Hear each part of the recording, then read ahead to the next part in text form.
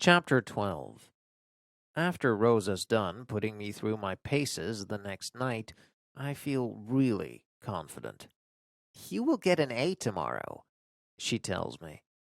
I snort. That would be a first. "But not a last," she's smiling. "You want to come in at lunch for a review?" "I may just do that," I tell her, because I'm making the connection between training to break a league record and training to ace a math test. Repetition, effort, pain, success. There really is no shortcut. So the next day I go to room 402 at lunch and do my best to volley back right answers to Rosa's ad-lib math problems. She baits me to make mistakes by giving problems with my most common weaknesses, but I pull through okay. When the warning bell rings, she tells me, "You will do great." But it isn't until math class is over that I believe her. "How was it?" she asks when the tests are all collected. I'm afraid to say, "Easy?" "Yes," she says, and surprises me with a fist bump. We hang around and talk over some of the problems, and then Fiona pops her head inside the classroom. "You ready?" she asks. "Oh, I forgot." I turn to Rosa. "Fiona's taking me to Hankenstein's today. It should be my last fine-tuning for a while." "Have fun," she says, and her face has suddenly gone mischievous. I turn around and discover that Gavin is now standing in the doorway behind Fiona. "How would you feel about Gavin coming along?" Fiona asks, her eyebrows going all wiggly. She's obviously trying to do me a favor. It's okay to say no," Gavin says over Fiona's shoulder. "You can go," Rosa tells him. I turn to her and whisper, "What?" which makes her break out giggling. I don't know," I tell Gavin. But Fiona's giving me a secret, fierce look, and I'm feeling a little heady and odd. And they're all staring at me. So I say, "Whatever. If you're sure you want to, fine." Then I turn to Rosa and whisper, "I'm going to sick Sherlock on you this weekend." She giggles some more. "See ya, Rosa," Fiona calls, and Gavin chimes in with, "Bye, Rosa," as we leave the classroom. "Bye, guys," she calls.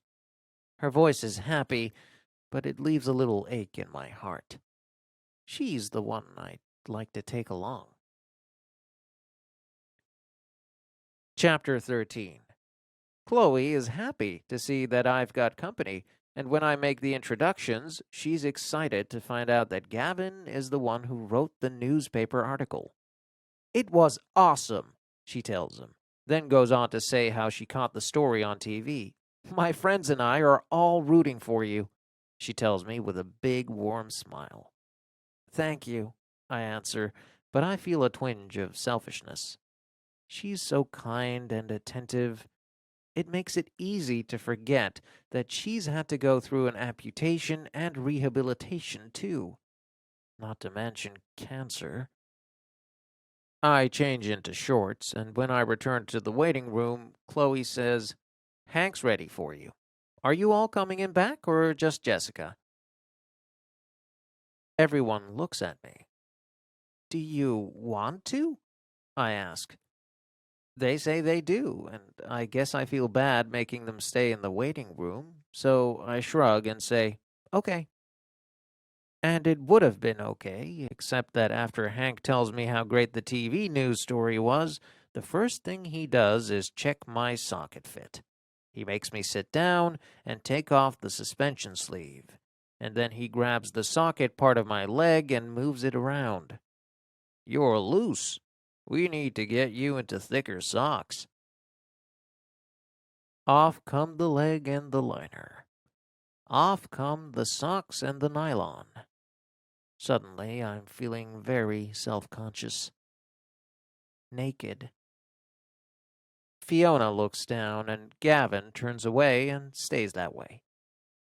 I'm reminded of how awful it looks.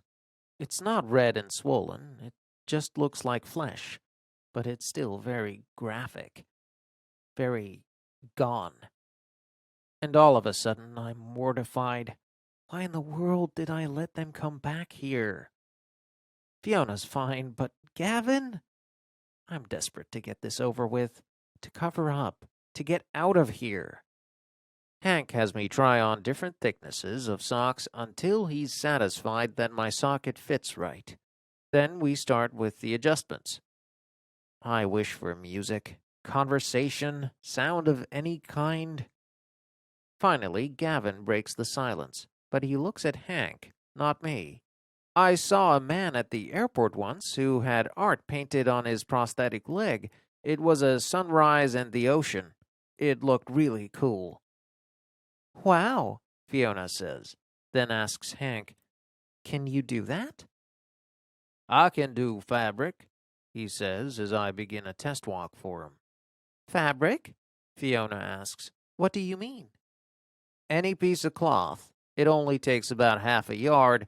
When I worked in San Francisco, people brought in skull fabric, dolphin fabric, tie-dye, camo fabric, you name it. Around here, our clients tend to be more conservative." When I turn around, he catches my eye. "We could do that with your definitive leg if you want. It doesn't cost anything extra. I just embed the cloth when I'm making the socket." Fiona's all excited. "We should go to the fabric store and pick out something really cool. You could do flames or flowers or just a solid like hot pink." I'm holding still now as Hank's tweaking the adjustments of my top coupling. But I really just want a leg that looks like a leg. I don't want flames or flowers, and I sure don't want pink. Hank says, "Well, we can't order your permanent leg until your residual limb is completely stabilized. So you have a couple of months to decide if you want a cosmetic cover or an exposed artistic socket. Maybe consider it for your running leg." Suddenly, flames seem like a really cool idea. I grin at Fiona. That I could get into. On our way out, Gavin holds doors open for me and makes sure I'm safely in the car before closing my door and getting in back. "Well," I say as Fiona's driving out of the parking space, "thanks for taking care of me." I turn to Gavin. "I hope it didn't freak you out too much." "Not at all," he says. "So, where am I dropping you?" Fiona asks, looking in the rearview mirror. "Home, if you don't mind," Gavin replies. "He's just a few blocks past me," I offer. I glance over the headrest. "I used to run by your house to get down to the river." "I've seen you," he says. "You've got a cool dog." "Sherlock," I laugh. He laughs too. "And your cool dog has a cool name." Fiona drives to my house, and it's strange. I'm laughing and joking with Gavin like we've been friends forever. And when we get to my house, I'm feeling flushed. Happy. I know he has a girlfriend, but he's being really nice to me. Why did he want to go to Hankenstein's? It couldn't just be scientific curiosity. He gets out of the back seat while I maneuver out of the front, and he holds the door open for me. "Thanks," I tell him with a smile. "Sure," he says. "Thanks for letting me tag along." Then I watch from the sidewalk as he gets into the front passenger seat and drives away with my best friend.